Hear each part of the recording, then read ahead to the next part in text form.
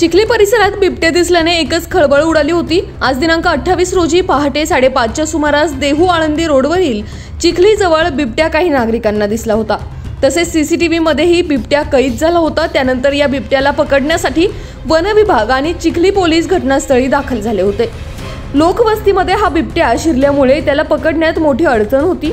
सुरुवातीला हा बिबट्या सोनवणे वस्ती परिसरातील एका गोडाऊन मध्ये लपला होता। त्यानंतर तेथून तो पळून सुदर्शन नगर समोरील ज्वारीच्या शेतात तो घुसला होता। दरम्यान शेजारीच असलेल्या अशोक मोरे यांच्या गोठ्यात देखील हा बिबट्या घुसला होता।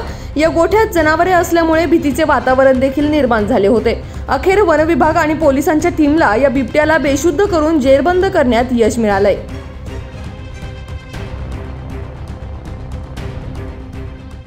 6:05 झालेली त्यावेळेला आपल्याला फोन आला।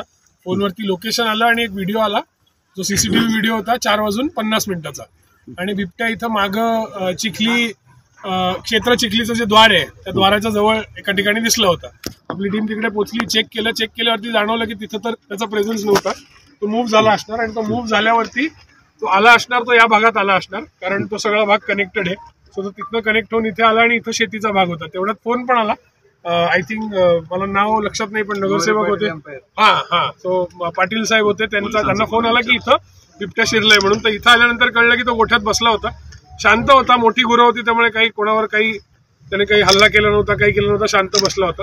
इथनं मग तो मूव्ह झाला कारण थोडीशी गर्दी वाढायला लागली आणि येऊन इथं शेतात बसला आणि शेतात बसल्यानंतर मग त्याला जवळजवळ तास दीड तास घेतला आम्ही, कारण एकदाच प्रयत्न करायचा होता पण तो व्यवस्थित करायचा होता। हे सगळं करत असताना भरपूर टीम्सचा सहभाग होता एकत्र, म्हणजे आमच्या टीम बरोबरच फॉरेस्ट डिपार्टमेंटची टीम, तर आम्ही त्यांच्या बरोबरच काम करतो त्यामुळे त्यांचा सहभाग होता। पोलीस डिपार्टमेंट होते आणि सगळ्यात महत्वाचं म्हणजे फायर डिपार्टमेंट पण होते, कारण ज्यांच्या गाडीशिवाय हा रेस्क्यू होऊच शकला नसता।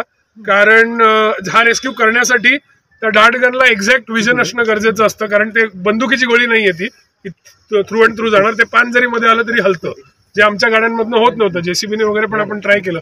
ज्या वेळेला फायर डिपार्टमेंटची गाडी आली त्यावेळेला त्या हाईट वरती जाता आलं, त्याच्यावरनं बिबट्या दिसू शकला आणि बिबट्या दिसल्यापासून शॉट घेतल्यानंतर 15व्या मिनिटाला बिबट्या आपण रेस्क्यू केला होता। यात सगळ्यांच्या कोऑर्डिनेशनचे खूप खूप आभार आणि त्याच्यामुळेच हे होऊ शकलं आणि स्थानिकांचे पण आभार, त्यांनी पण भरपूर कोऑपरेट केलं।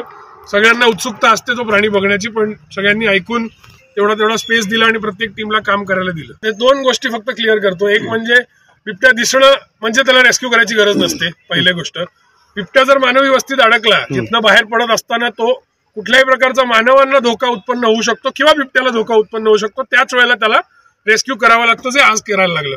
केवळ बिबट्या दिसणं, या परिसरात जवळजवळ 1.5 वर्ष झाले बिबट्यांचा वावर आहे। आपल्याकडे डिफेन्स एरिया खूप आहे, मोकळी शेतं भरपूर आहेत। हे बिबटे जंगलातनं आलेले नसून हे शेतातलेच बिबटे आहेत, तिथेच वाढलेले आहेत, माणसांना बघत असतात।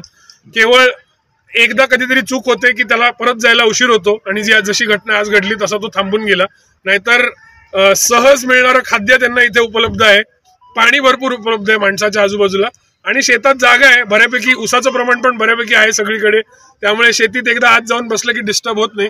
त्यामुळे बिबट्याचं दर्शन म्हणजे